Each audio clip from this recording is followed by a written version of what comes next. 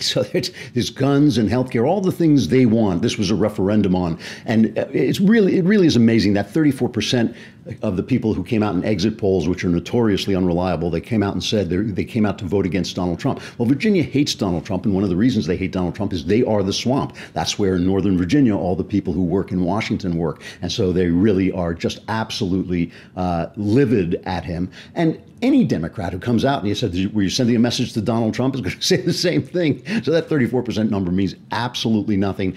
People are voting. You're voting for governor. You're voting for your state. That is why people are voting. But it does mean something, okay? One other clip I've got to play from George Sokolopoulos, the guy, this Clintonista hack who has been somehow theoretically transformed into a journalist, and he's in Good Morning America, and his version, his interpretation of what this election meant, and he's there with Matthew Dowd, another Democrat liberal commentator, and Meghan McCain, who's kind of, I don't know where exactly to put her. She's kind of in the middle, but this is absurd. I just want to play this just so you see the height of the absurdity of the commentary. This is cut 2.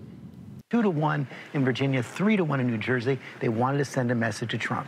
Yeah, they sent a message to Trump big time. But I think the big takeaway that I had from it is the level of diversity and inclusion that happened on election night. If you not only a first transgender person elected to office in Virginia, the first Sikh elected to office in a major city, the first gay mayor of Seattle, the first African-American woman elected mayor of Charlotte, the first woman mayor of Manchester. I mean, it was a night of total diversity, and I think that not only a rejection of Trump, it was basically a rejection of what he stood for.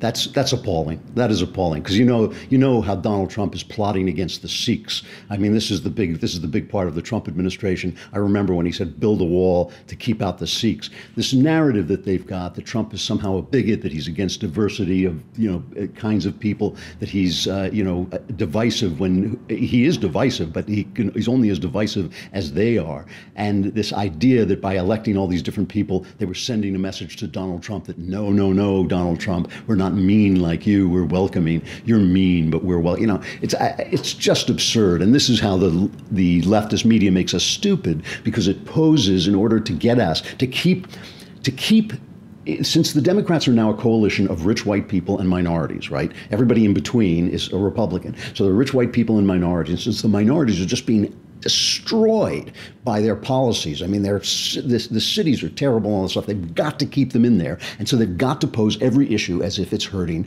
minorities. So instead of saying, how do we feel about the border? Do we want to enforce the rule of law and enforce our borders and keep people safe? Or do we want to be welcoming and Christian and open? There's a debate. You can have a debate. That's fine. But instead of that, it's, you don't like Mexicans, or you have an open border. And, the same thing with gay marriage, everything. Everything is basically, if you're not there, it's not their way. It's about hatred, right? If you want to keep the nation safe because Islamic immigration might be a problem, because maybe there's something about Islam that doesn't work in the West. Maybe that too many Islamic people in the West is dangerous for the West, as we see in many parts of Europe and Scandinavia.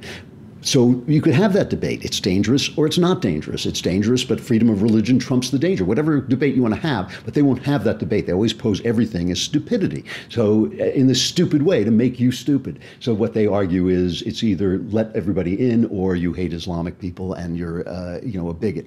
So that's the way they're selling this. Anytime Democrats win, it's a triumph for diversity, which of course is nonsense, since they don't believe in diversity of thought.